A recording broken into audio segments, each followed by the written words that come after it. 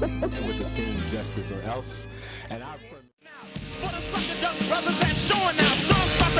now, the question I asked you about Justice or Else is, who is he talking to, right? Now, who Cube talking to? You asking me? Yeah, who was he just talking to?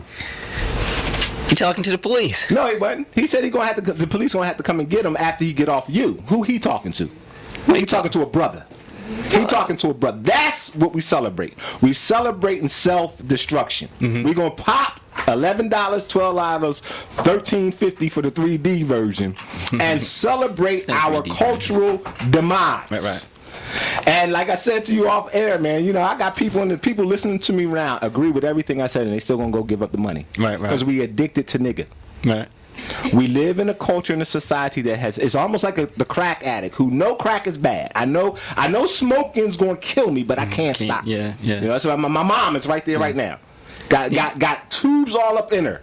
And I go visit her yesterday, smoke everywhere. Even though the doctor said don't smoke. Crack addicts every day. Whatever you're addicted to, it ain't just crack. Every day, you know it's gonna kill you. It could be anybody diabetes with sugar. You addicted. See, we don't talk about white supremacy as addiction.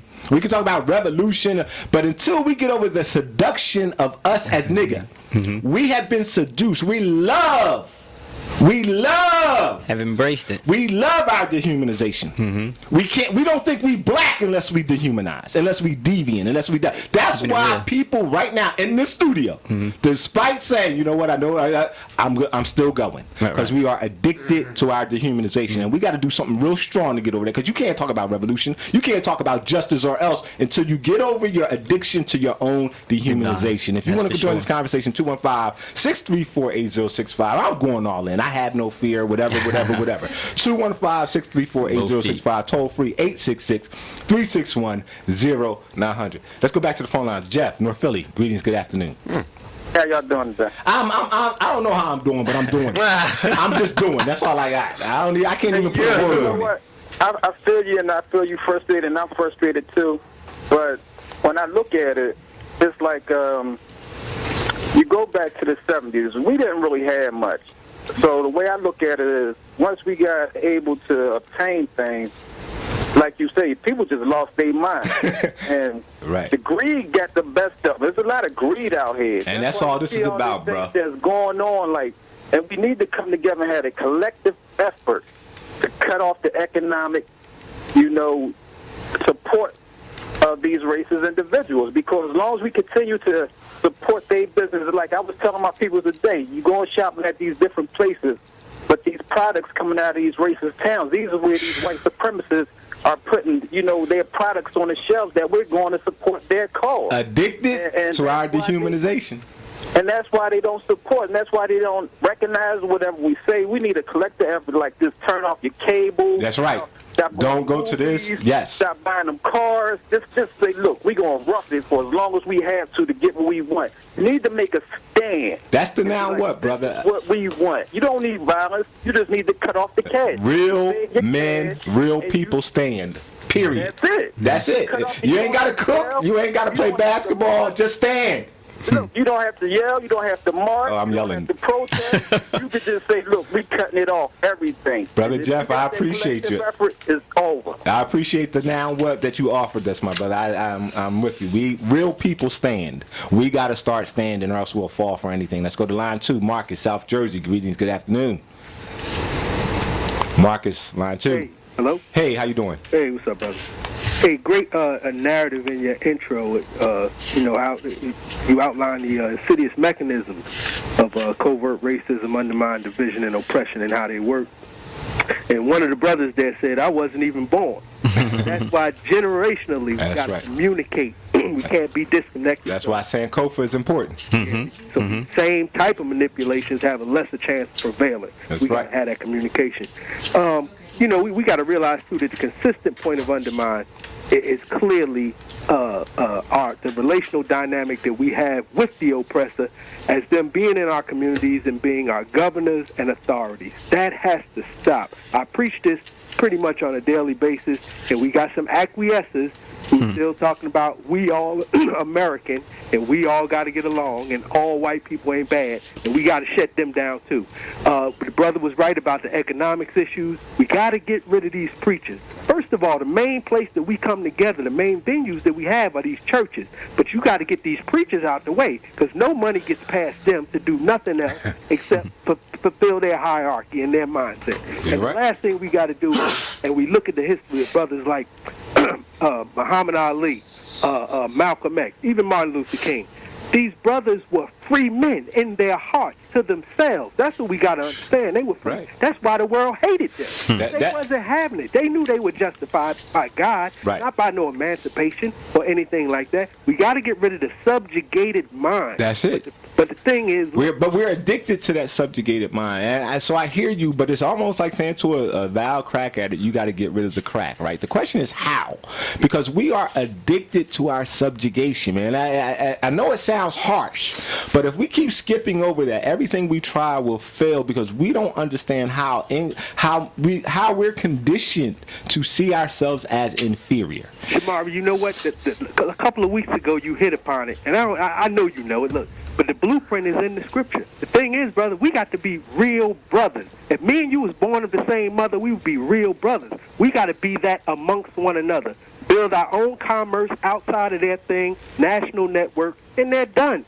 Right, and that's the work, brothers and sisters, children and the elders, everybody coming together, institutions as individuals on the strength, you know, for lack of a better word for me, of the red, black, and green. Hey, keep pushing, man, and go in there and straighten up that morning show you got going on. That's not. Hey, like I said, we can affirm what exists here without having to chop down what exists anyplace else. That's right, I appreciate your support, though, but let's go to line 3, Sarah, out of Dallas. Is that Dallas, Texas? Yes, it is. All right. I hear you well. Okay, greetings to you, brother. Is that Shomari? Yes. Okay, brother Shomari. Long-time listener, this is the first time I'm calling into your show. I used to be a regular to the other shows on the program. And Brother Ralph is a good friend of mine, and I said I have to chime in when he texted me and said what the topic was going to be on today. All right, talk to me. Okay, first things first, that you were speaking on with the rap situation, and I'm very disgusted with it because I was reading an article online where Dr. Dre said he's going to donate all the proceeds from the Compton album towards the city of Compton to build a cultural arts center. I disagree. I think the city needs to tell him to keep his money, and they don't need that type of blood money. Because after all the damage that he has done between him and NAA in destroying the black community, you don't need to be taking that kind of blood money to build a cultural arts center. It's not going to soften the blow and the damage from what has already been done. Let him go ahead and give it to USC, and he already gives them $50,000 to donate instead of HBCU. Let him go ahead and keep his money there. Right, and that's one of the challenges with us is we think money cleanses everything. We think money cleanses wrongdoings, and that's that capitalist mindset that we've integrated into that somehow you could do whatever you want to, Step and Fetch It or Hattie McDaniel, but as long as you get paid for denigrating us, somehow that makes it okay. Because I always say the same thing. I said, if y'all say, well, at least they're getting paid, I said, then we need to go and tell these white people then that, that they could say the same thing, that they were getting paid. Right, exactly. That makes slavery okay. If money is the ruler, well, slavery is fine because they made money, right? If we're going to say, well, that's what the people say about the crack boys. Well, they got to make money somehow. They ain't got to make money like that. I mean, come on, have some self-respect. Have dignity, Stop being addicted to the fact that you're supposed to be on the bottom. And when you do that, then you'll make the necessary stands that are important, that a dignified, real people make. Yes, sir. And the last question I want to make on this or else.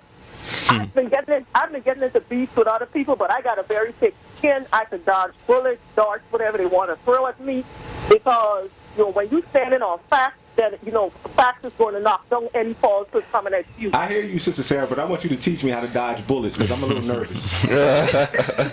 So when you just send me the blueprint for how to do the Neo dodge bullet thing. I'm talking about the verbal bullets that they're throwing, because The Nation of Islam, first of all, I'm in total disagreement with this, and I've been saying this for a very long time.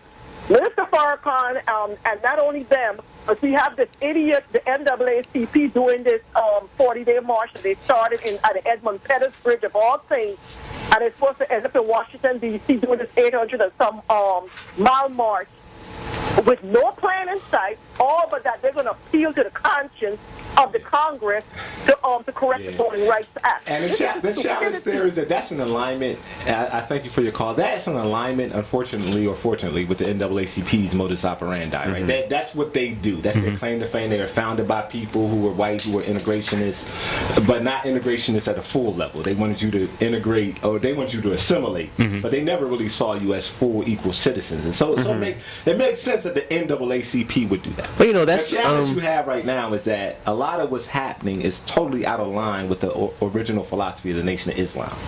It's just what they're advocating now is, to me, a serious divergence from the teachings of the late Honorable Elijah Muhammad and Minister Malcolm X and all. And that needs to be reconciled for me. I need to understand what the plan is, because it seems like it's going left of center at this point in time.